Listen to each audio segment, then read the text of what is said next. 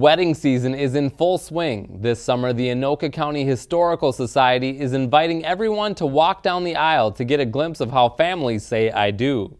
Community Close-Up's Jenny Yu shows us the museum's latest exhibit, Bells and Beaus. Like most couples who commit to having to hold from this day forward, these local couples did it with style in mind. Anything related to weddings we're bringing out from the 1880s all the way up to today. Vicki Wendell is the program manager at the Anoka County Historical Society. These come from families from all over Anoka County.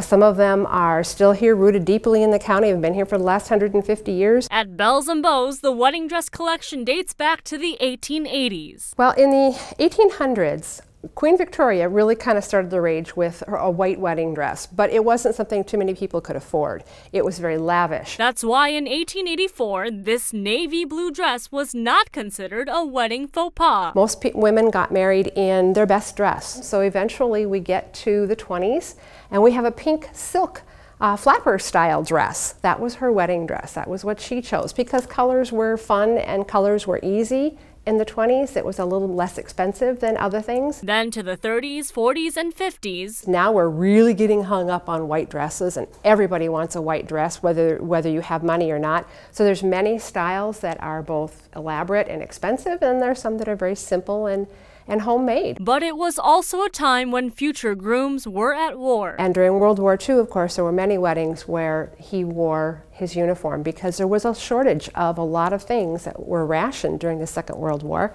and it was impractical, so they just wore their suit.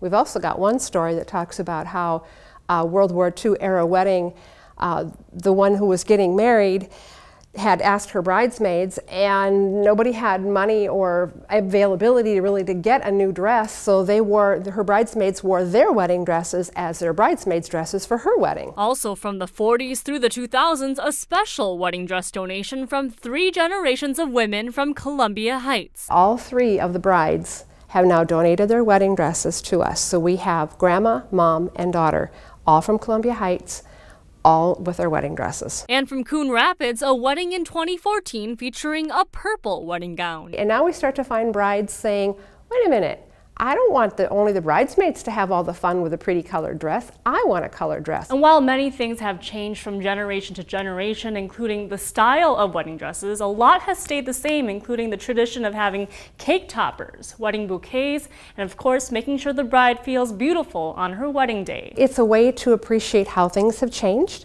how families have changed, or maybe they haven't changed. And that's important to note too, that we still hold on to those things. How many people don't have a wedding dress or a wedding veil or a baptismal gown from a baby stashed away in a chest somewhere? It's something we all do, and this way they can share it. For Community Close-Up, I'm Jenny Yu.